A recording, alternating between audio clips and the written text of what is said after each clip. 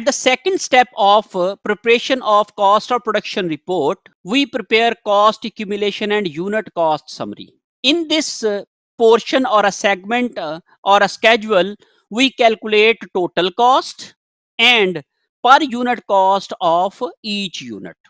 Here we have cost information which is given in our question, that is the cost of beginning inventory. We had units in beginning inventory, and those units will have cost in beginning inventory. Look at this format or this table is a reflection of this table. This is the reflection of inflows of units. Here is the inflow of units, and here is the inflow of cost. Here is the inflow of cost. So this information is also given in our question. 6300 cost was of beginning work in process of department A. Work in process beginning inventory had the cost of material A is 4250. That information is given.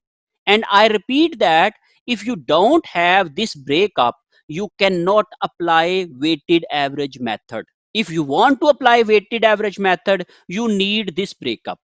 If you don't have breakup, you cannot apply that method.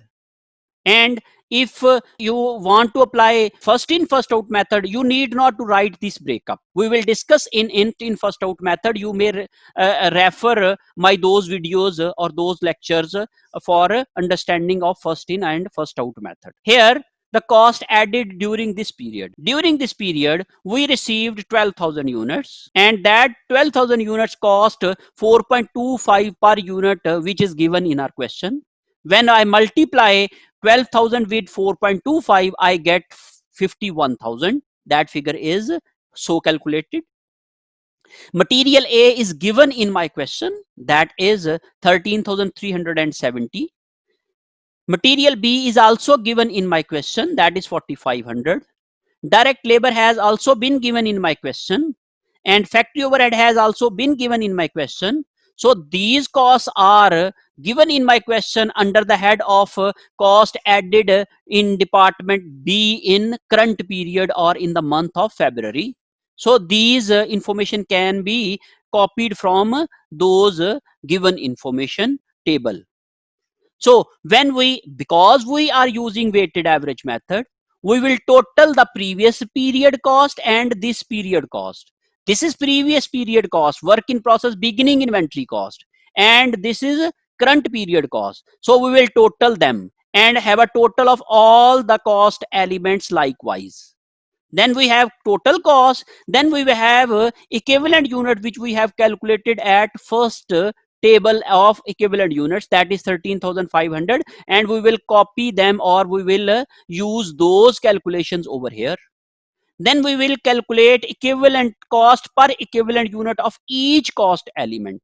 As I have already explained you, and you may refer to my that video, how we apply weighted average method of cost of production report. We divide the total cost of previous period and cost of current period with the total units of previous period and units of current period, both inclusive of.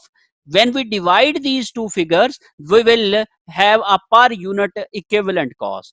So 57,300 divided by 13,500, that is 4.2444. Keep in mind, keep this figure with 4 decimal places for the accuracy. Otherwise, there would be a difference, $1 or $2 or $3 in your final figures in your reconciliation. So keep this figure to maximum decimal points, at least 4 decimal points. Okay. Likewise, we will calculate cost per equivalent units of material A. Likewise, we will calculate cost per equivalent unit of material B. That is 4,500 divided by 11,500. That is 0.3913. And likewise, we will calculate direct labor and factory overhead costs of per equivalent unit. And when we have a total of these cost per equivalent units, we will have a total cost per unit. That is 12.84.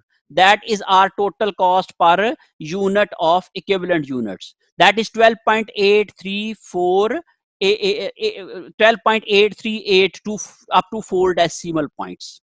For the accuracy, you should have figure up to 4 decimal points. So we can get this figure by summing up of all these per equivalent unit costs.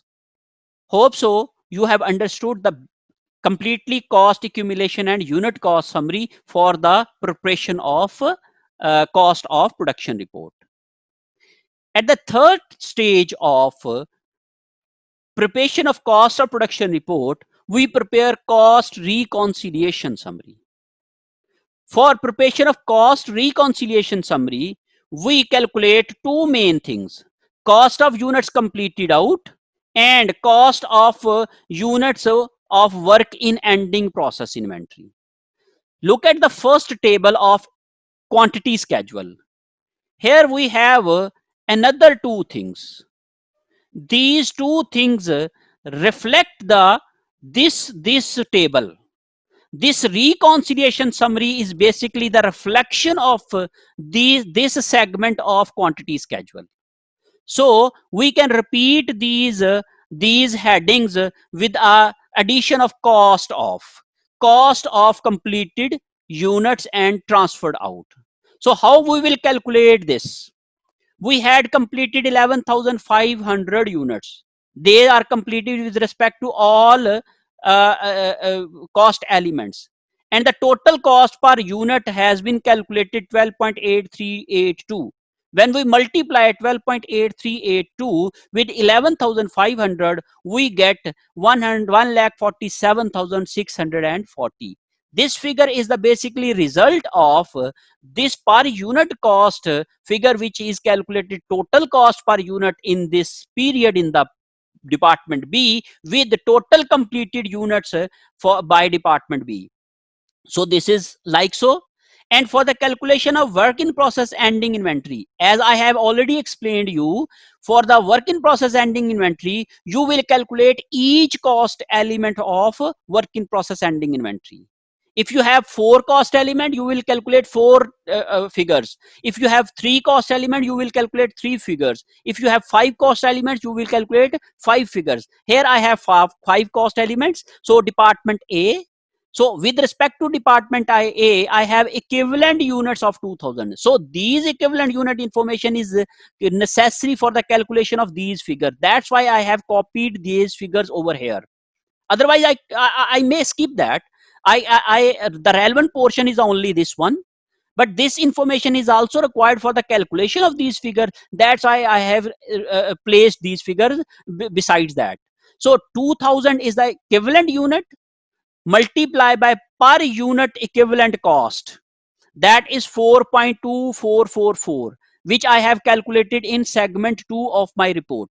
4.2444 multiplied by 2000, that is 8489.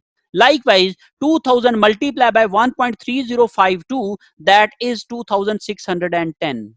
Likewise, 0 multiplied by 0.3913, that is 0. 1500 multiplied by 3.0723, that is 4608. 1500 multiplied by 3.825, that is 5738.